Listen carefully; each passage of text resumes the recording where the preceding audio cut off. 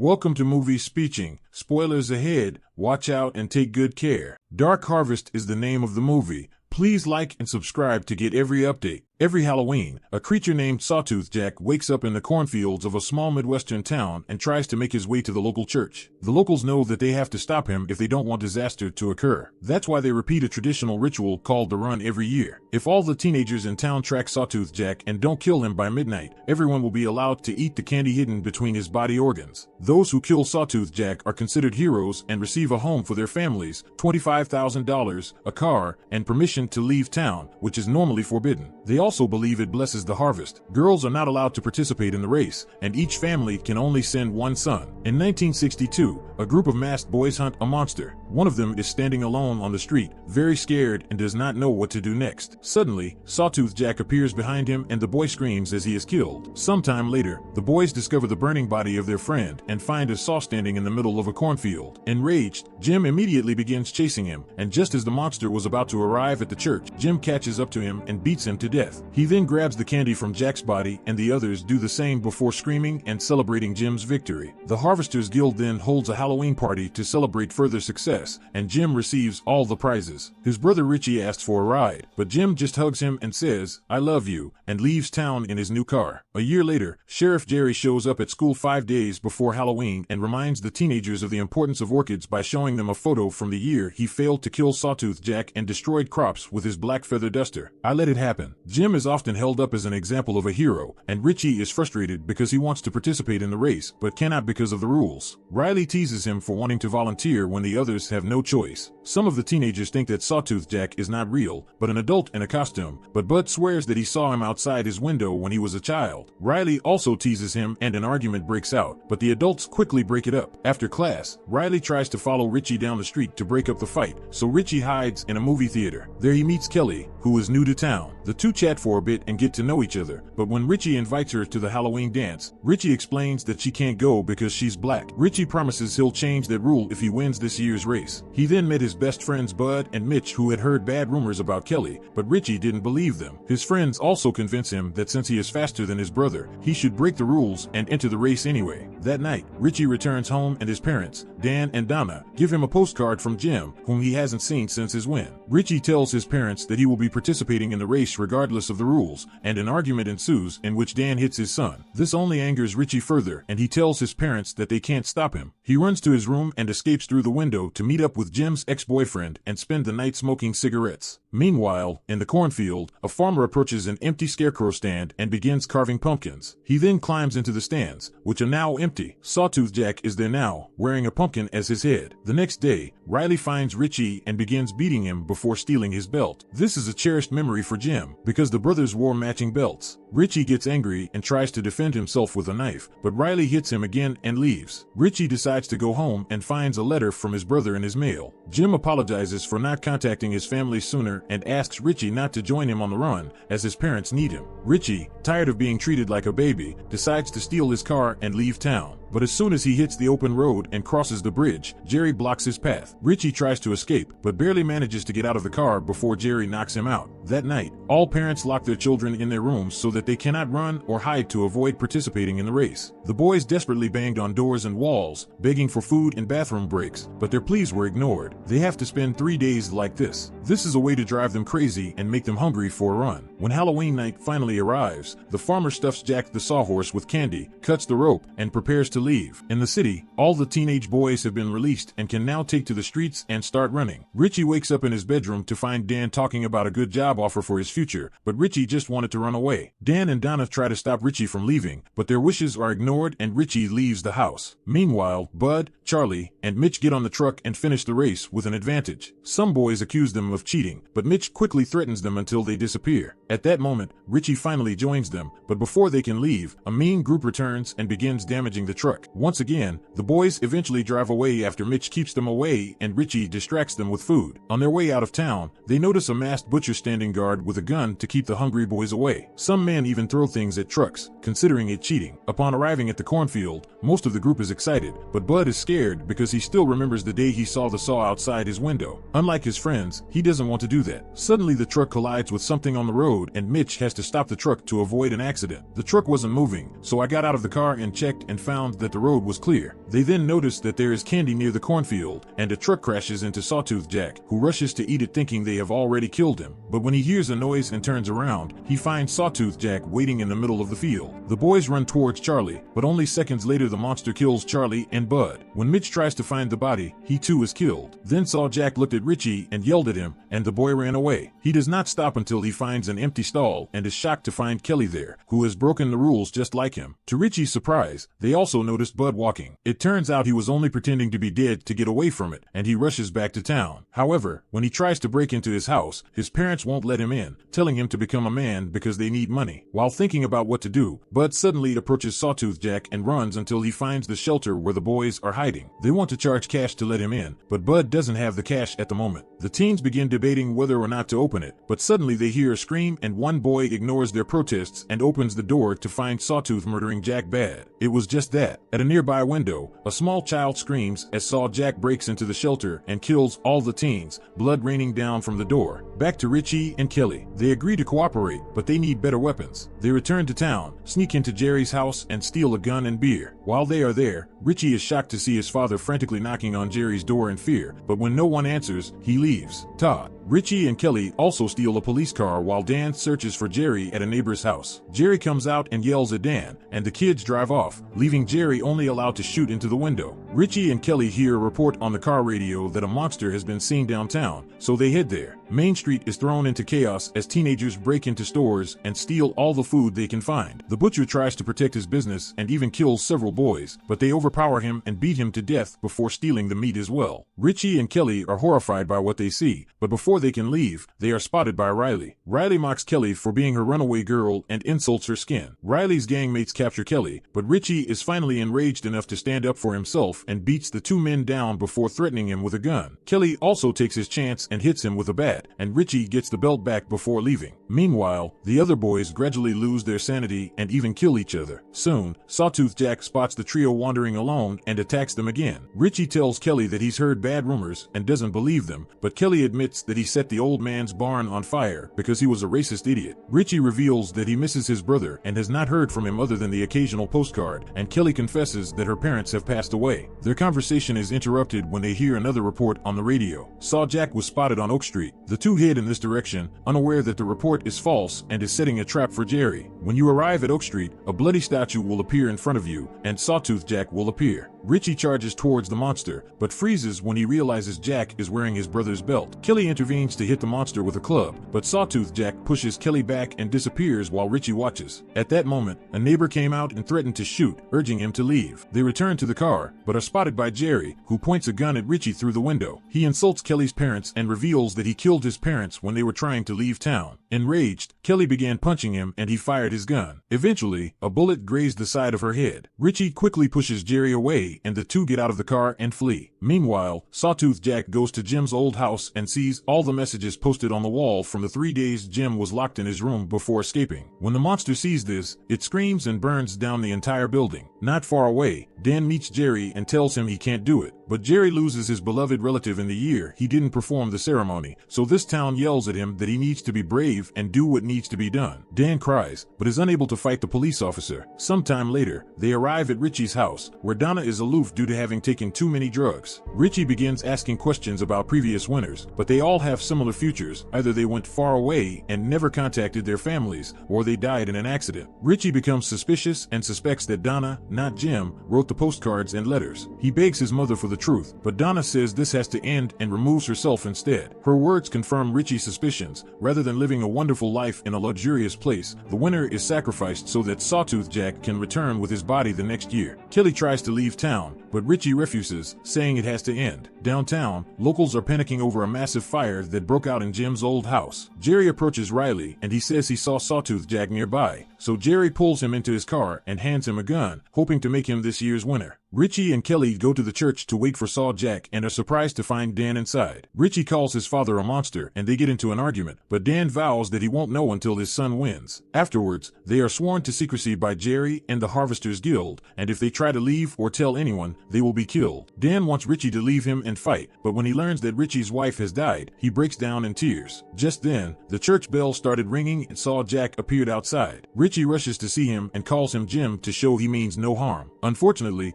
Riley arrives and shoots the monster, so Kelly runs and knocks Riley down while Richie holds Jack in his arms. Jerry is also involved, forcing Riley to try again, but after being shot a second time, Richie threatens Riley with his gun and holds him at bay. As Richie is shocked, Saw Jack grabs Richie's hand and turns him over, begging him to end his suffering. Richie also wants this to end and apologizes to his brother and pulls the trigger. The boys rush to get the candy and Jerry congratulates him on his success, but Richie is just numb. During the subsequent party, Richie is in a bad mood and ignores the happiness of those around him, but when he sees Kelly arrive, he dances with her and kisses her, not caring that all the bigots are condemning them as an interracial couple. Kelly secretly gives him a gun and later agrees to run away with him. After the party, Richie ignores Jim's request for a ride and drives off in his new car. As Richie drives away, Dan approaches Jerry in retaliation, intending to shoot him, but Jerry knocks him out. After a while, Richie picks up Kelly and drives out of town. Jerry soon begins chasing him in his police car, so Richie tries to speed up, but nearly hits another car on the road and has to stop. Richie hides Kelly and gets out of the car, but Jerry forces Kelly into a cornfield at gunpoint. When they arrive at an empty stall, Richie suddenly turns and shoots Jerry twice, killing him. Unfortunately, this isn't over yet. The farmer shows up and hits Richie in the head, causing him to fall on top of the grave he's already dug. Richie pulls out a knife and begs for mercy, but the farmer breaks Richie's hand and attempts to bury him alive. After finishing, the farmer leaves and reveals that he was in the car that sabotaged Richie's car. When she was sure she was alone, Kelly finally came out of her hiding place and was discovered by Dan, who told her to take a chance and leave town. Kelly cries her heart out and she runs off without further disturbance. A year later, the farmer exhumes Richie's body and prepares a pumpkin. It gradually becomes the boy's new saw head. On Halloween night, Dan shows up and frees the monster, still calling him Richie. When the farmer appears, Dan kills him and tells the monster's son to burn the whole town down. Thank you for watching. See you on the next video.